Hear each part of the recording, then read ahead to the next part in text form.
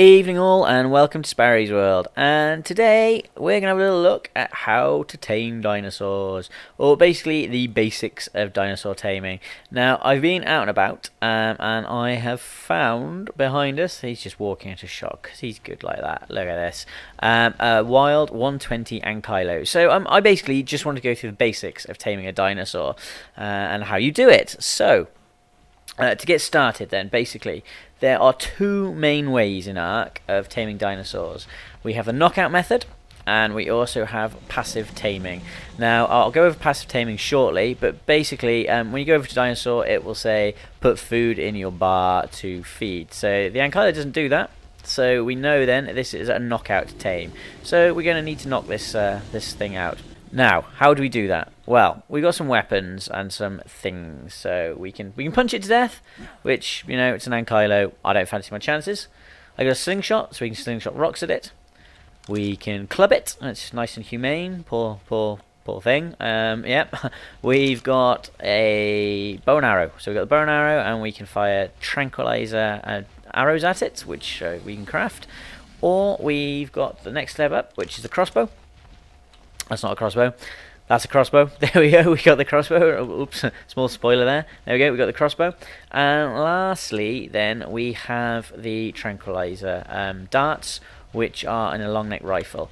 Now, there are some other ways to knock dinosaurs out, so we can do it with other dinos. But I'm going to assume at this point that this is one of your first tames, or you haven't tamed any of those dinosaurs up. So this is just how we're going to do it. So we're going to need to knock this this dino out.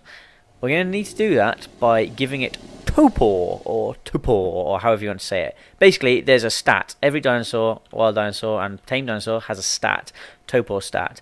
And we need to increase that without killing it. So we increase it by giving it a knockout effect. It's its unconsciousness, basically.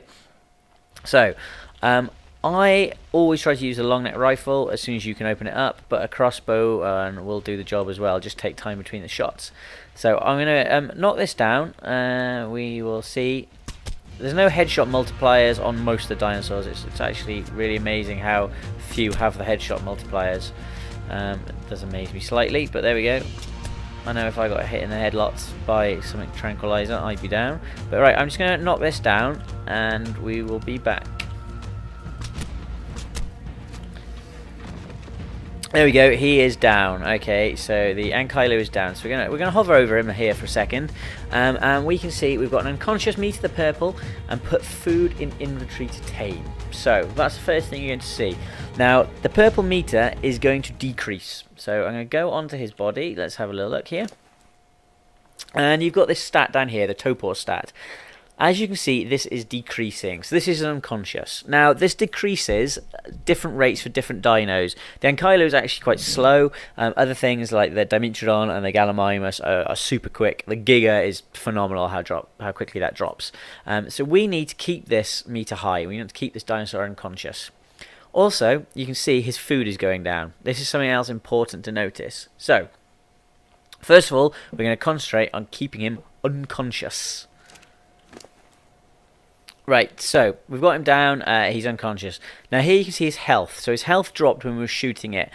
Basically the long neck rifle is the best because it does the less damage to topor per shot. So its health is going to drop less. If I was to have used the slingshot or the club, his health would be a lot less. And there's a chance you're going to kill the dinosaur before you knock it out. So if you can just use the bow or the crossbow and take your time between shots, it's good to leave about 10 seconds so the topor has maximum effect. But yeah, here we go. So anyway, we've got him down. We need to keep him unconscious. Now there's a couple of ways we can do this. We've got berries and we've got narcotics. So narco berries, you'll have picked them all up. You've probably eaten them and you got a bit dizzy. So it works the same as dinosaurs. We have to put them in the inventory and click remote use item. Now berries will do about 7. They'll increase the topor by 7. Remember, we need this high. We need it increased. Then we have narcotics, which is a more refined version of the narco berries. Basically, it's 5 narco berries and 1 spoiled meat in the mortar and pestle, and you make a narcotic. Now this does 40 topor, and it's worth it. Trust me, it's worth doing these. Get these all stocked up, ready to go. This does about 40, as I say, so let's remote use the item. Here we go. You see, look, it's increasing. So torpor is increasing. So we just want to keep an eye on that, make sure he's fully fed, or fully narked up. And then we're going to move on to, yeah, the feeding, which is the taming part. Remember here, we've got put food in inventory to tame. So we need to work out what it's going to eat. Now, general rule is if you can walk up to it when it's conscious, so when it's walking around and it doesn't attack you, then it's going to want berries or crops. If, however, it chases you, it's going to want to kill you for your meat. So it needs to be fed meat. We've got prime meat and raw meat. Now, obviously, this is a herbivore, so it's going to need berries. I'll cover the berries in a second, but if you knock out a large dino, carnivore, or any carnivore actually, raw meat is going to tame it. Prime meat is going to be your best bet, although they have recently introduced raw mutton from the Ovis, which is very fast at taming stuff, but you don't get the efficiency. We'll get into the efficiency in a second. As well as those types of food, so your berries and your meat, we also have kibble. Now, I've just recently made a video on how to make kibble, so have a look at that if you want to know how to make it. But basically, kibble is like a superfood. It is the animals, the creatures, my favourite food. It is going to tame stuff up so good, and it's going to give you full efficiency. So here we go. Let's have a little look at what I mean. With efficiency, basically, the more it eats, the lower its efficiency is, so it will gain less levels. Not important at the start, but when you've got a higher level like this, it's 120, I want to gain as many levels from it as possible. So what I'm going to do is, just to show you, I'm going to put some berries on this, okay? It might tame up with them. So there, it's going to eat the berries, and you see the meter going up. You'll see taming effectiveness 99.9%, 99.8%, so it's dropping pretty fast. So I'm going to whip those off. I'm going to put the kibble on it. It's going to start eating food here. And I take the berries off. Okay, we've got 99.7. Now, it's not going to eat the kibble for a little while, because its food isn't high enough. The food, or low enough, sorry. The food's going to drop, and once it drops, I believe it's about 80 points, although it does vary between dinosaurs. It's going to eat one of those kibble, and that's going to give it a huge boost. So I'm just going to sit back, and I'll join you when it goes back again, or when the meter goes up. We know the torpor's okay, we're still fine, so we don't need to feed it any more of that. There we go. See, it's just eaten some, and you can see how much the taming meter's gone up. So the food is high again, we just need to wait that drop. Now, obviously, taming stuff can be a long process. I have my taming pen here, which I can drop stuff into with anything I can pick up with a quet, so I can drop into here. If you're out in the wild, build some wooden spike walls to protect yourself and your tame from it. To protect your tame from any wild dinosaurs that might come over. Because if this gets hit, any dinosaur, if it gets hit while it's taming, you're going to lose tons of taming effectiveness. Just tons. So lots of people do the starve tame method. I'm not really getting into that now, but it's basically where you don't put food on it until its food is really low, and then you pop the food on it, eats it all in one go. Still takes roughly the same time. Sometimes it's a touch quicker. There's some great apps out there to have a look. Great programs. Personally, I do like the Dodo Rex app.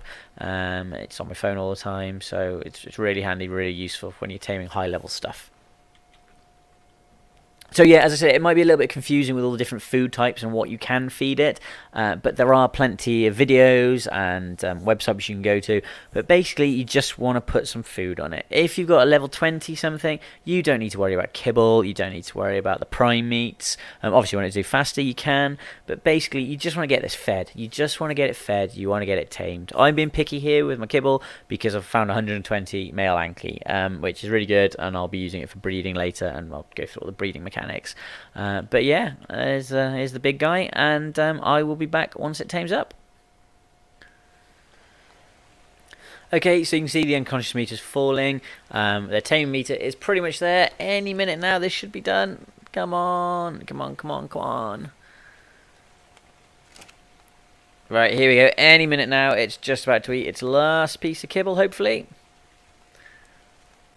Sometime now. There we go. Yay! You have tamed an ankylo. So there we go. You've tamed a dino. Now you just need to name it something clever. So There's the world's worst typo. There we go. We're going to call him Thor because he's got armor. So for a tail, why not? There we go.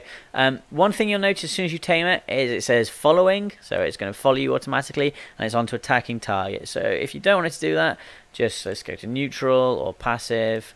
Oh, I didn't mean to punch you. I'm sorry, Thor. Please don't hit me. And I keep him following because I'm going to take him out to my dino pen. So here he is, 120, tamed out at 179, which is the top level.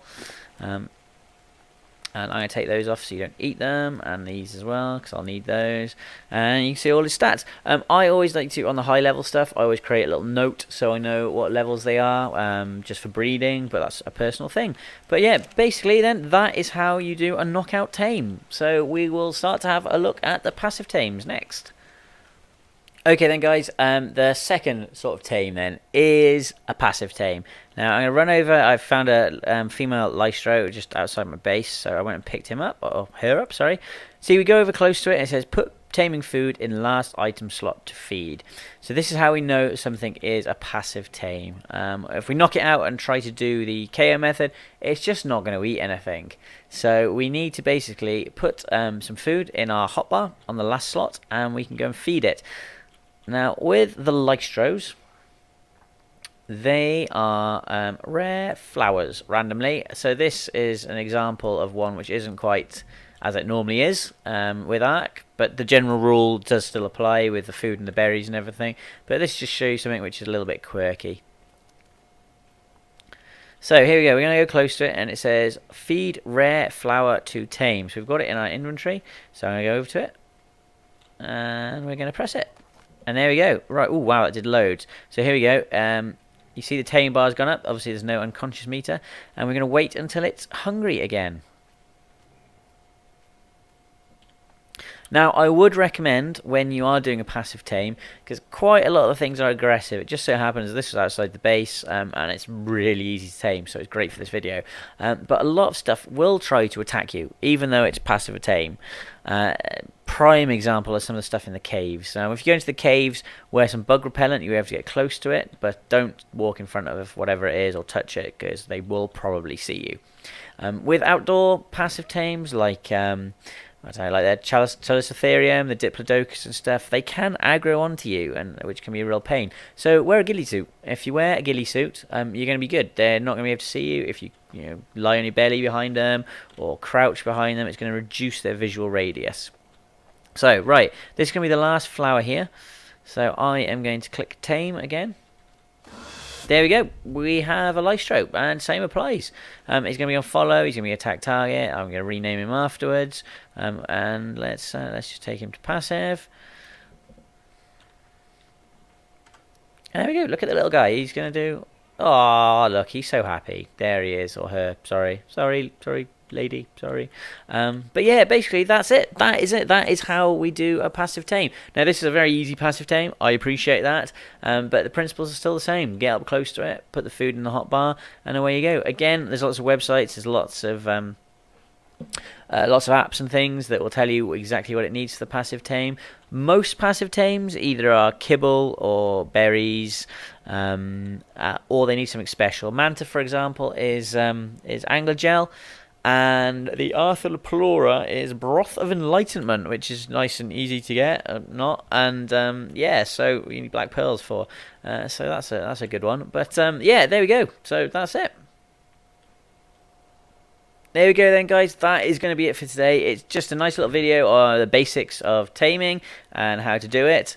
Yeah, so that is all really. Passive or KO. I do prefer the KO tames because you have more control over it. You can bring it down. You can put a guard around it. You can carry it somewhere else.